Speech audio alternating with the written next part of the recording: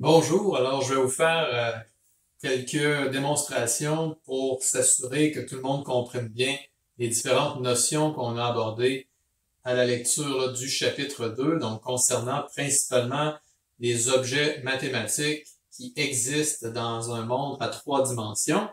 Alors ici, j'ai tout simplement des objets qui vont représenter des droites dans l'espace. Alors j'avais précisé que dans l'espace, quand on a deux droites, celles-ci peuvent être parallèles. Donc, dans cette situation-là, on est en présence de deux droites parallèles. Donc, on pourrait parler d'une certaine distance entre les droites. Alors que on peut aussi avoir des droites qui sont séquentes. Donc, quand vous avez des droites séquentes dans l'espace, les droites partagent exactement un point. OK? Alors, si on avait vu ça, donc des droites peuvent être séquentes, bien sûr, de différentes manières. Alors, quand les droites sont perpendiculaires comme ceci, eh bien, elles forment un angle de 90 degrés entre elles. Mais dans l'espace, on peut aussi avoir des droites qui sont ni parallèles ni séquentes. C'est ce qu'on appelle des droites gauches. Ce serait le cas, par exemple, des droites si je les dispose de cette manière-là. Donc, vous comprenez que ces droites-là ne s'intersectent pas. Donc, il n'y a aucun point en commun entre la droite en bois puis la droite rouge. OK? Cependant, elles ne sont pas parallèles. Je ne peux pas parler de distance entre ces deux droites. Okay? Je ne peux pas dire qu'elles sont séparées également. Okay? Ce n'est pas quelque chose qui rejoint la notion de parallélisme en 2 dimensions. Alors, dans l'espace, on a 3 scénarios. Des droites qu'on appelle des droites gauches, dans une situation comme celle-là. Des droites séquentes lorsqu'elles partagent un point en commun. Ou encore des droites parallèles lorsqu'elles n'ont aucun point en commun. Et dans cette situation-là, les droites se retrouvent contenues dans un même plan.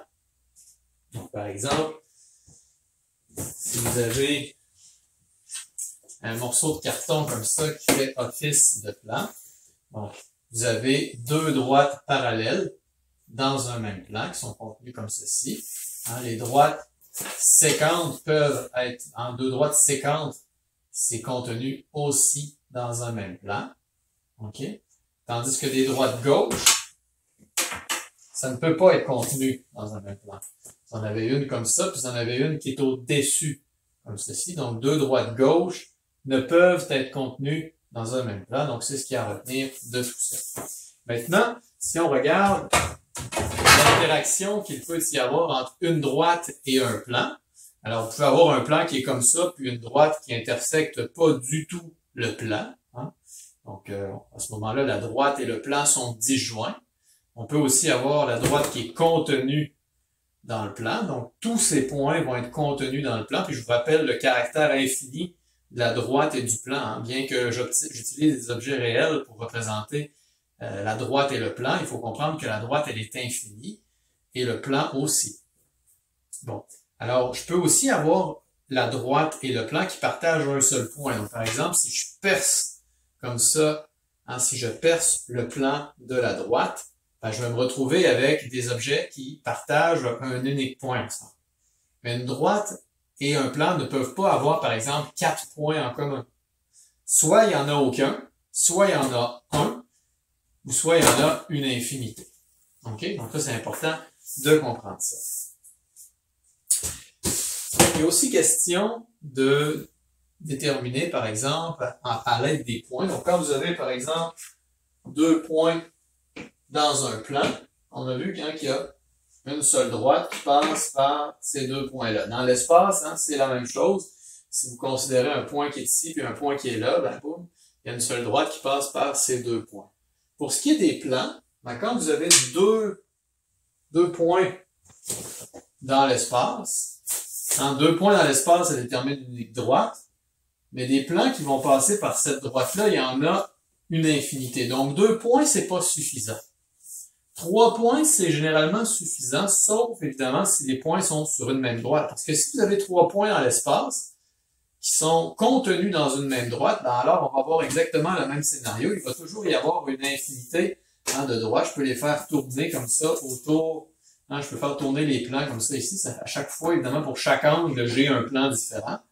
J'obtiens donc une infinité de possibilités pour ce qui est du nombre de plans qui passent par 3 points lorsque ceux-ci sont alignés.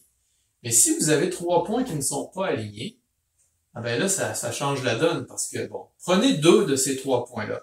OK? Par ces deux points-là, vous faites passer une droite.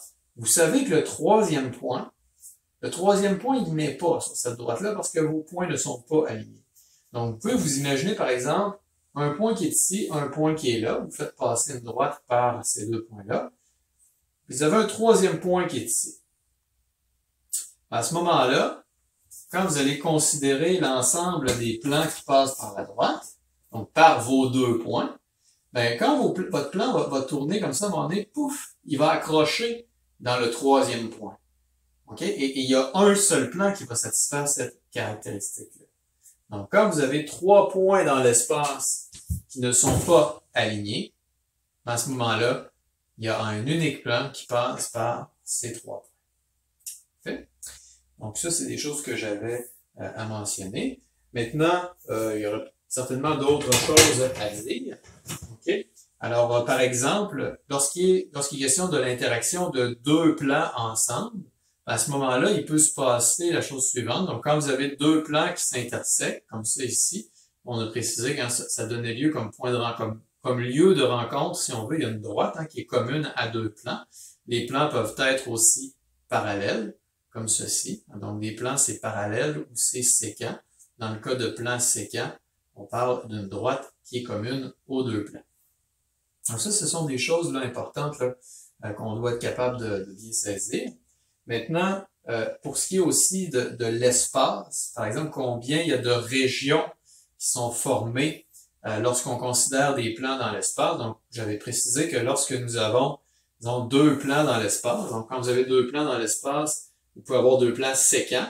À ce moment-là, vous avez 4 régions qui vont être engendrées par ces deux plans-là. Mais si vos deux plans sont parallèles, il faut s'imaginer deux plans parallèles comme ça, à ce moment-là, il va y avoir une région de ce côté-ci.